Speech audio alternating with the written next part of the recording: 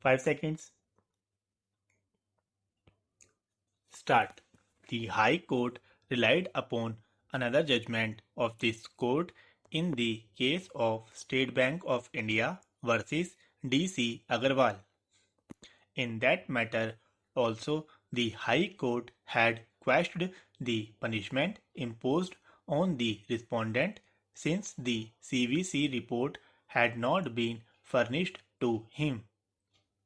In paragraph 5 of the judgment, this court observed as may be that the disciplinary authority had recorded its own findings and it may be coincidental that reasoning and basis of returning the finding of guilt are same as in the CVC report, but it being a material obtained behind back of the respondent without his knowledge or supplying of any copy to him, the High Court, in our opinion, did not commit any error in questioning the order. Therefore, in the present case, the High Court set aside the punishment imposed on the respondent.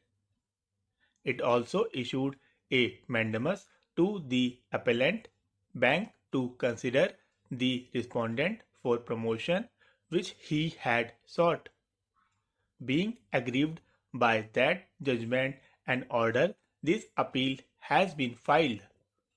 Mr. Bhatt, learned senior counsel, appeared for the appellants and Mr. Gupta, learned senior counsel, appeared for the respondent. It was submitted on behalf of the appellants that the High Court had erred in interfering with the punishment and in any case directing consideration of the respondent for promotion. Mr. Bhatt, learned senior counsel for the appellant, submitted that the bank was required to refer the matter to the CVC, which is constituted under the Central Vigilance Commission Act 2003. Regulation 19 of 1982 regulations framed thereunder makes it obligatory whenever there is a vigilance angle involved. This regulation reads, consultation with the Central Vigilance Commission. The bank shall consult the Central Vigilance Commission wherever necessary in respect of all disciplinary cases having a vigilance angle. That apart, he submitted that the bank had arrived at its decision on its own and not because of any dictate by the CVC. Charge number 1 was a serious charge. It was already proved in the departmental inquiry, and although it is true that at some stage the bank management thought that a lenient view may be taken, it specifically arrived at its own decision as can be seen from the appellate order. In his submission, there was no prejudice caused to the respondent by not making the report of the CVC available to him. Conduct of this type required a stringent action to be taken.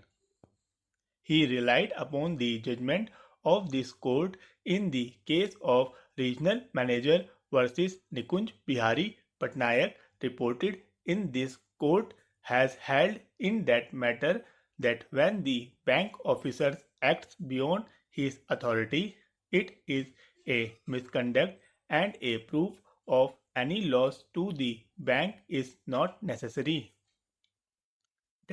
That was a case where also a senior officer of the Central Bank of India had allowed overdrafts and passed checks involving substantial amounts beyond his authority, and the respondent had been dismissed from his service.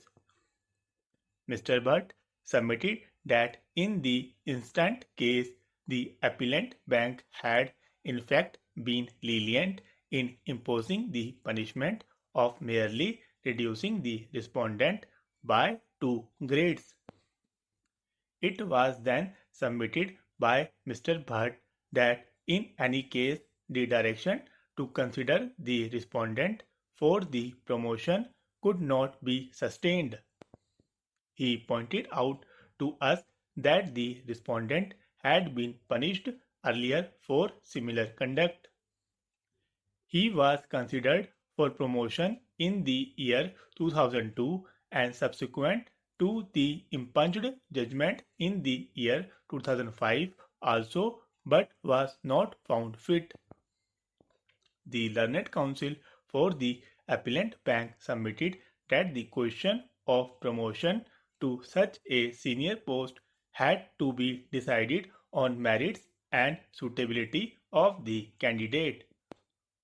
Mr. Bhatt further submitted that even if the punishment was to be interfered with, there was no case for direction for promotion.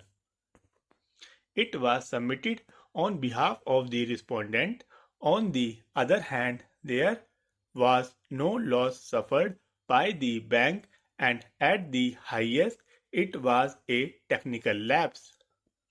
The bank management had also decided that a minor punishment was required, and it was only because of the dictate of the CVC that the disputed punishment had been imposed.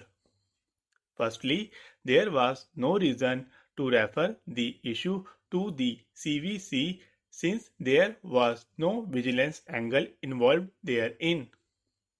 That apart, the report of CVC was not made available to the respondent, and it clearly amounted to denial of fair opportunity to defend. Mr. Gupta submitted that the denial of promotion was essentially because of this punishment, or else the respondent would have been promoted. He therefore submitted that there was no occasion to interfere with the impunged judgment, and order. Mr. Gupta submitted that the two judgments relied upon by the High Court in the case of Narayan Swamy and State Bank of India squarely applied to the present case, and there was no occasion for this court.